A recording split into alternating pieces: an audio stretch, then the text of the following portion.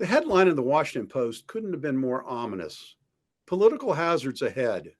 After deep proposed cuts to Maryland's transportation budget faces opposition across the state. Nancy, Governor Wes Moore has proposed implementing $2 billion in cuts in Maryland transportation projects will impact everything from major highways and transit construction projects to litter pickup on state highways.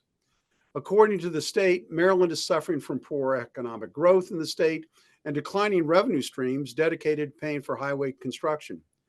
How did the Moore administration find itself in this conundrum? Well, we've been around this block before. I'm not sure how many times, but it's a pretty standard thing. Nobody wants to pay for transportation, period. They want somebody else to pay. And so that's why they're always looking at other other revenue generators.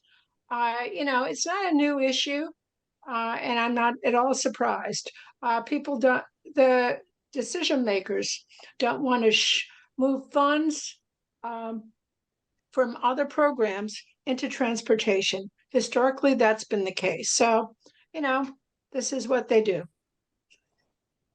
Well, Laurie, the real issue here is the gas tax was raised for the first time in some 20 years, about 3 or 4 years ago. But miles driven by Marylanders has increased since the pandemic years, but revenue generated by that portion of the gas tax is dropping as more electric vehicles and hybrids are being purchased. Is this just another example of the law of unintended consequences for subsidizing electric vehicle purchases? Maybe, but either the Democrats in Maryland are really stupid because they didn't prepare, because a lot of states already have taxes on gas or on electric vehicles, or they're just following George Soros's goal of fundamentally transforming our government. Moore has said that we have to have all electric vehicle purchases by 2035. And right now, 7.9% of our sales in Maryland of new car sales are electric vehicles, which is not a lot, but they're about $50,000 at least. So, or that's the average price of an electric vehicle.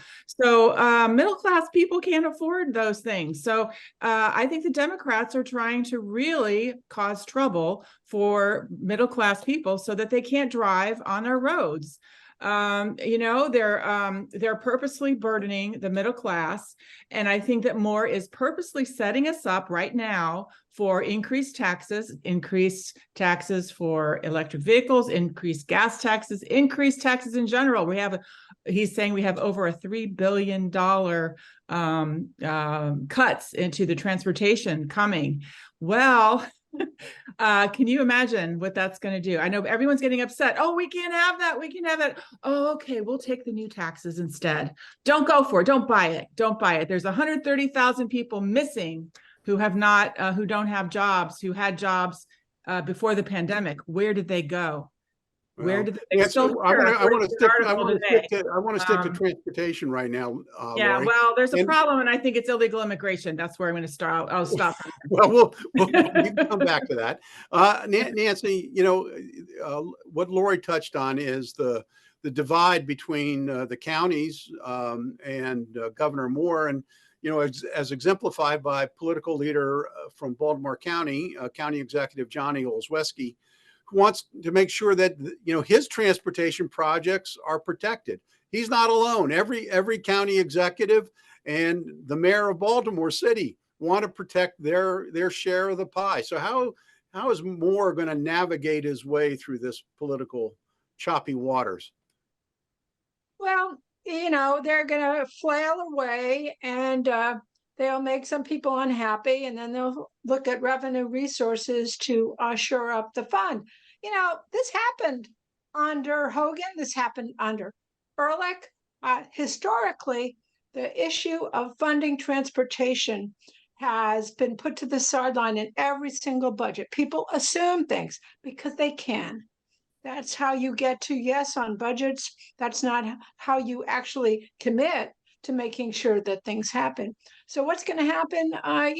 Local governments may have to pick up the tab, which I doubt they will. because, you know, basically the state pays for those roads with a number, not the roads that don't have a number. So that's part of the challenge for local governments. They don't want to pay for the things they have either. So it's a universal problem, and it's a pretty regular one. Well, I'm not Laurie, even sure you can blame any particular party, Laurie, for the fact that nobody wants to raise taxes on people. So that what they do is they look at these different funds to support these initiatives.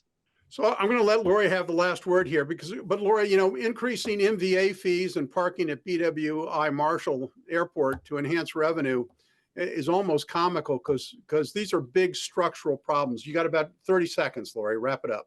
Yeah, well, also, they're also proposing to eliminate 2 of our MVA offices in Montgomery County. And oh my gosh, when I've been there before, I've had to wait like 2 hours to be seen. So I can imagine what will happen when you eliminate 2 more offices.